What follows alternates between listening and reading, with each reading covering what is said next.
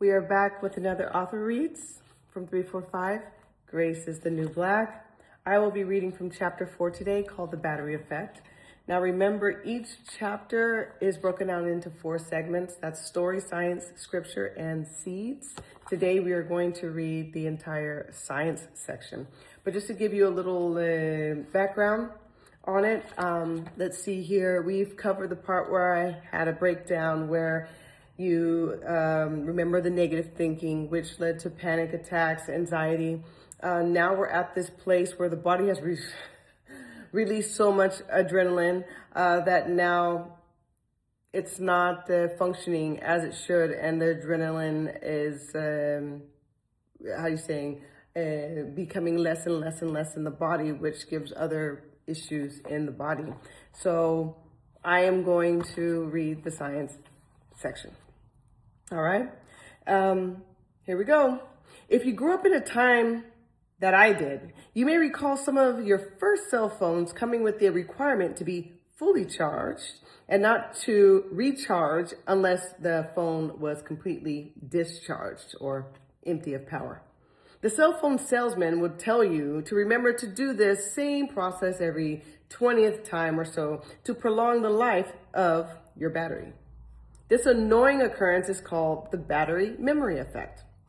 You see, the thing about nickel base, i.e. nickel cadmium and nickel metal hydride, rechargeable batteries like Energizer, Duracell, and the early 90s phone batteries were that when they were repeatedly recharged after being only partially discharged, they gradually lost their maximum energy capacity.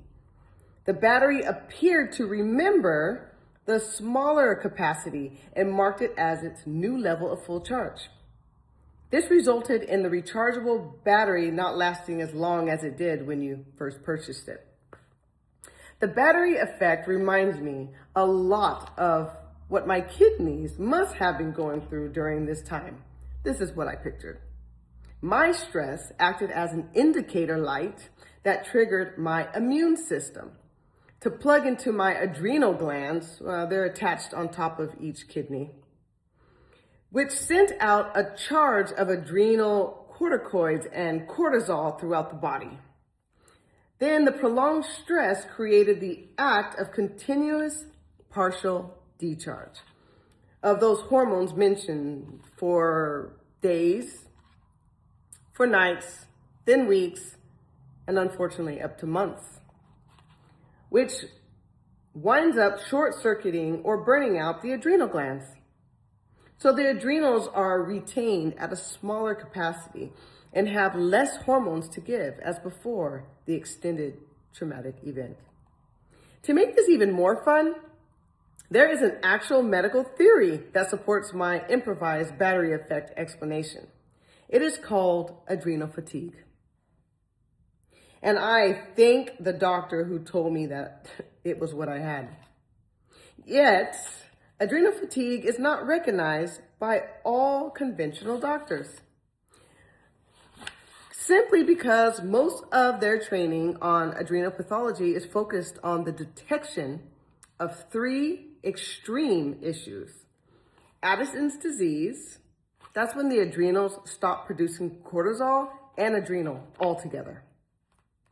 Cushing's syndrome, that's when the adrenals produce way too much cortisol in the body for an extended period of time. And adrenal insufficiency, that's when the adrenals make very, very little cortisol for the body. Conventional doctors do not have the training or the tests to find and define what elements and conditions could lie between the spectrum of these 3 adrenal diseases. So they may just say that you're fine through blood work, even though you land on the borderline of normal on either side of the spectrum and are experiencing an ample amount of symptoms. Medical doctors who are advocates of the adrenal fatigue theory claim that conventional blood tests are not sensitive enough to detect the abnormalities found with adrenal fatigue, but they do see it as a condition and list the following symptoms: extreme fatigue, with many people needing stimulants such as caffeine for just normal daily activities. Sleep problems such as insomnia, feeling overwhelmed by or unable to cope with any type of stress. Cravings for salty and sweet foods. I mean, really bad cravings. I had it. It was so crazy, creepy, crazy cravings. Difficulty concentrating or brain fog. Poor digestion, weight gain, especially abdominal, muscle and joint pain. It must be noted that an onset of adrenal fatigue can come from chronic stress or chronic anxiety, or from an acute episode such as a loss of a loved one, death or divorce, loss of financial stability, or any sudden change in survival factors such as shelter, food, life, health, or sleep. Okay, everyone, I really want you to reflect on this. Have you experienced adrenal fatigue? Have you experienced anything like this where you just could not explain the level of fatigue that you had and nobody could help you with it? Please respond on this. I want to hear, and be honest, of course, in the comments, and keep kind in mind. Super important. Your tongue and your thumb. Dangerous in this time, right? I mean, you can write something that can hurt somebody so much, and you can write someone that can help somebody.